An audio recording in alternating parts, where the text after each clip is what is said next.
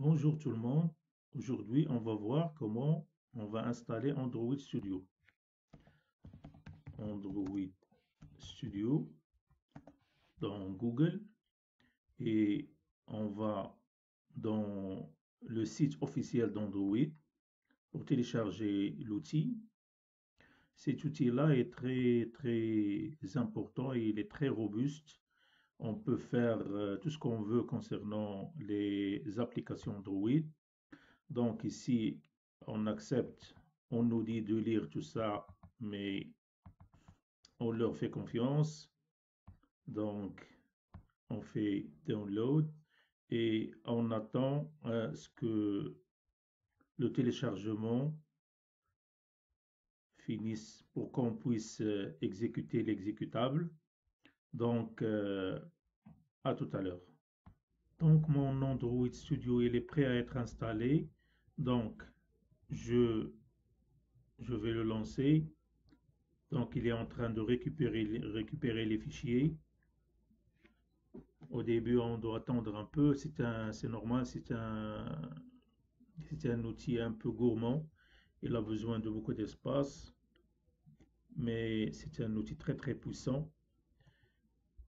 Et il est fait en Java. Donc, on aura besoin de quelques connaissances en Java pour pouvoir travailler tranquillement.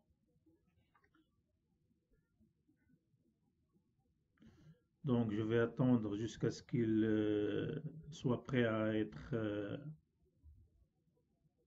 chargé et je reviens. Merci. Donc, voilà notre Android Studio. Il est prêt à être installé. On fait Next et on laisse ici. Le mieux, c'est de laisser les choses par défaut parce que après, il aura besoin de quelques fichiers qui sont placés ici. Donc, c'est pas la peine de changer l'emplacement du téléchargement, mais on peut choisir un emplacement pour nos projets. Donc, on fait Next, Installe. Donc, maintenant, il va prendre un peu de temps pour être installé. C'est normal.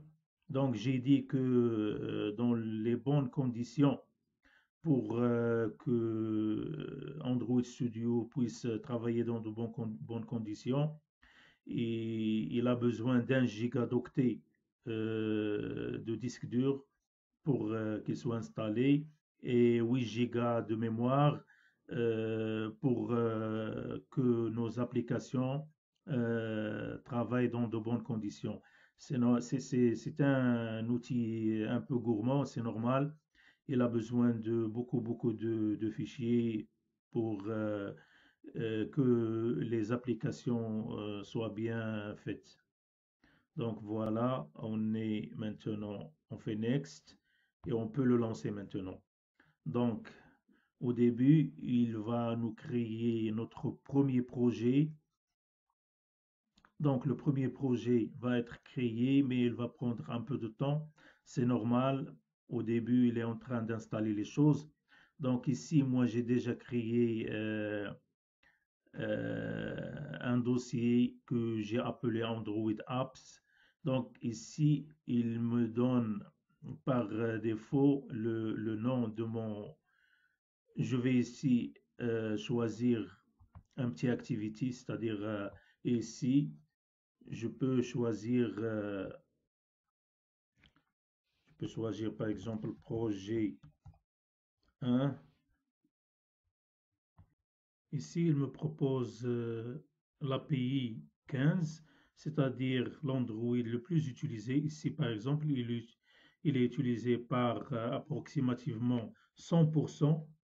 Donc, mais si je peux changer l'API que je veux, si je choisis par exemple celui-là, il est seulement utilisé par 6%, donc ça ne va pas être intéressant. Donc, je vais le laisser à ce qu'il m'a proposé lui. Donc, c'est ici, il est utilisé par cet API-là est utilisé par 100%. Donc, je fais Finish. Donc, maintenant, il va me préparer le projet. J'attends un peu au début, il prend un peu de temps pour télécharger les fichiers nécessaires. c'est normal, c'est le premier projet, donc il a besoin de beaucoup de fichiers pour pouvoir travailler. Donc j'attends un peu. Donc ici, il est en train de me préparer la configuration optimale. Ici, c'est presque terminé. Donc j'attends un petit peu. Et ici, il fait l'indexation des ressources. Voilà, ici, il me donne l'activité, le main activité.java, c'est-à-dire là où je vais écrire mes programmes. Le programme essentiel, ça va être ici. Après, on va voir comment on va subdiviser les programmes. Ça va venir. Et ici, j'ai l'activité main, c'est-à-dire l'activité XML. Donc ici, je peux enlever ça, je n'en ai plus besoin. Et ici, maintenant, je peux zoomer sur ça et pouvoir travailler dessus. Donc là, c'est ma plateforme, il est maintenant prête.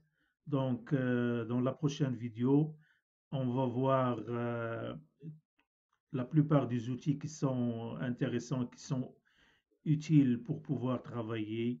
On va voir ça en détail. Donc, je vous dis à la prochaine et au revoir.